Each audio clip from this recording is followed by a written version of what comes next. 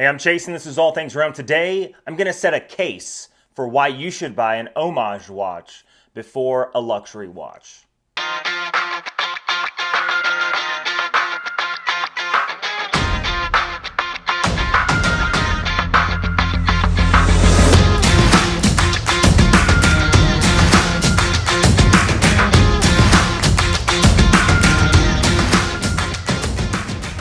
Now, in the watch community and as watch collectors, the idea of an homage watch or something very similar to a replica is, well, a hot topic to a lot of people. Some people, if you look at other watch channels, will tell you, don't buy an homage watch, don't buy a replica watch. I'm telling you, don't buy a replica watch. This is about homages, but they'll tell you not to buy either one. Instead, here are alternatives to those homage watches.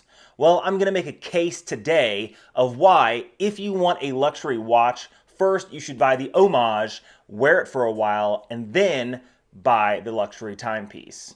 Now, I can't be the only one who has purchased things on a whim, who's gone into a store and impulse bought either clothing or watches, especially watches, or anything else. I know that sometimes I'm walking to the mall and something catches my eye and I walk over there, I'm like, oh, I want it. And then literally an hour, 2 hours later, a week later, I regret the decision. In fact, one of the things that I did buy on impulse 2 years ago was a denim jacket. I was like, man, some dark wash jeans, a light denim jacket with a t-shirt would look badass. Well, guess what? I've never worn that thing one time. Not once. Absolutely regret buying it. I'm basically just going to donate it on the next round of closet cleanouts where I donate the clothes that I'm not wearing anymore. Now, we're going to go over a few homage watches that I have, and I'll explain to you why I purchased them,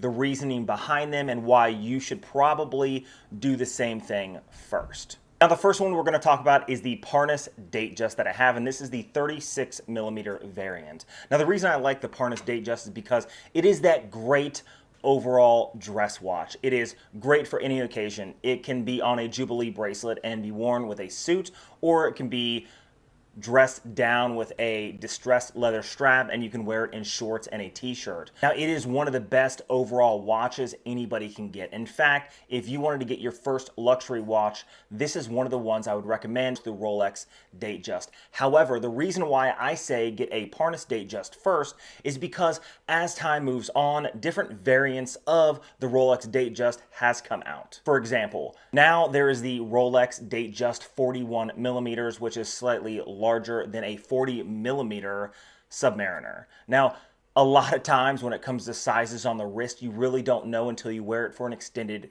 period of time.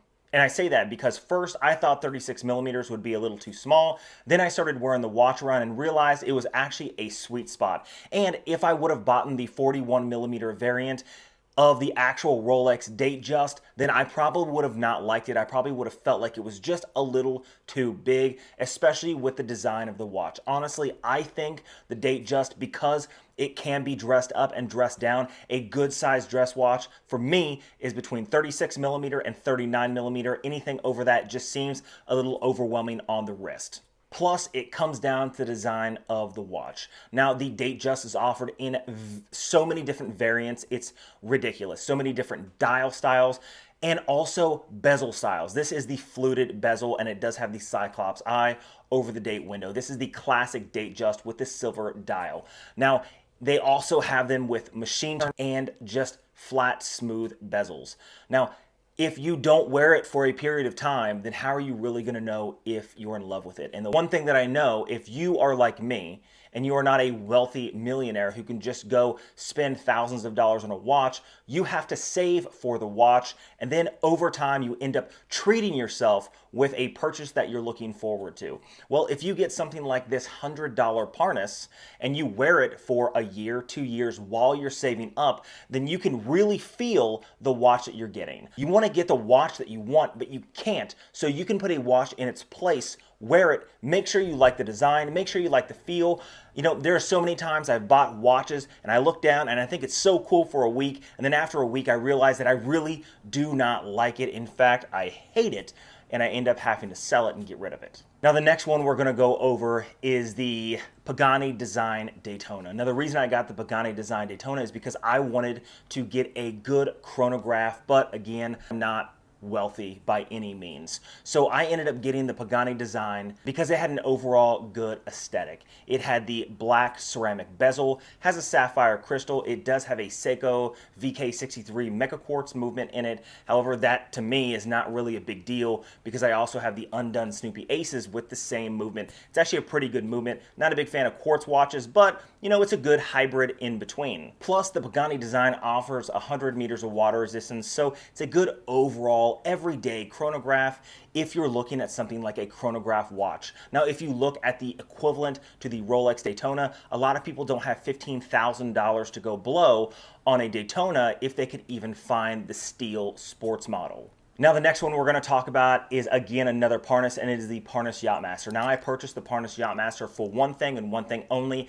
and that was to compare it directly with my father-in-law's Yachtmaster. Now, when I looked at this watch, I do like the design. I do like the platinum bezel of the Rolex Yachtmaster. However, this is a steel bezel when it comes to the Parnas. They're not going to put a platinum bezel on a $80 watch. However, it does have a very similar aesthetic. It does sit a little higher than the actual Yachtmaster, but overall, it has a general same feel. In fact, when I wore both the Rolex Yachtmaster and the Parnas Yachtmaster, they both have basically the same feel on the wrist. The Parnas is slightly heavier. However, if I look down at my wrist, it has the same design and aesthetic. Now, I really am not the biggest fan of the Yachtmaster. However, the more and more I looked at the Parnas Yachtmaster, the more and more I started to fall in love with the overall design and aesthetic that Rolex offers in their Yachtmaster.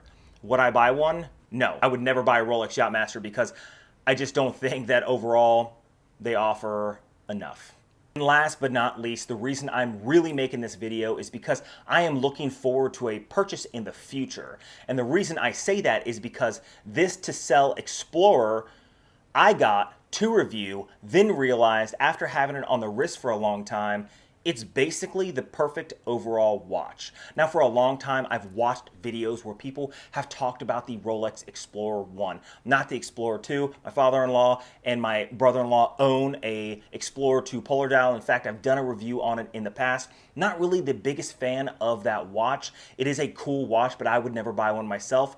But when I finally got the to sell Explorer, because I wasn't sure if I actually liked the design, I wasn't sure if really I would want to spend the money, I got it, I did a review on it, I started wearing it, and I found myself wearing it every single day. It is the perfect overall watch, honestly. In fact, I'm going to be doing a video in the future. If you had a one watch collection, what would it be? And I have several different ideas of what I think a good one watch collection would be. And honestly, the Rolex Explorer 1 would be a perfect one watch collection watch. It is generally a great watch. It does have a great water resistance rating.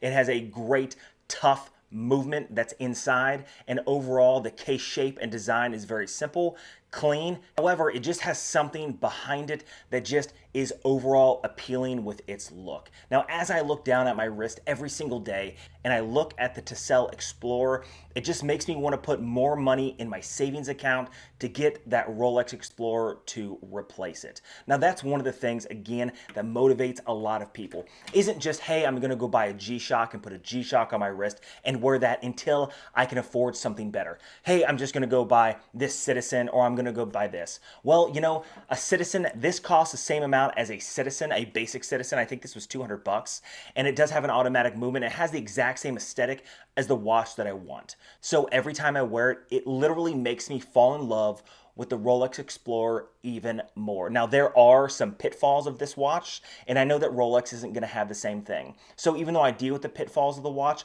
I still love the character. In fact, when you look at this watch, you can see that I wear it constantly. It's completely scratched up because it basically never comes off my wrist. It has replaced my Rolex Submariner Hulk with this, and only because I love the simple aesthetic of it, and it just makes me, again, more excited to get the Rolex Explorer in the future. Now, what do you guys think about what I said in this video? Do you agree? Do you disagree? Leave a comment in the comment section down below. I'd love to hear what you guys think. Now, if you like videos like this, hit that subscribe button down below. Leave a comment of the content you guys would like to see on this channel, hit that notification bell. Make sure you guys are watching out for new videos coming up in the future. I have so many coming out, and I'll see you in the next one.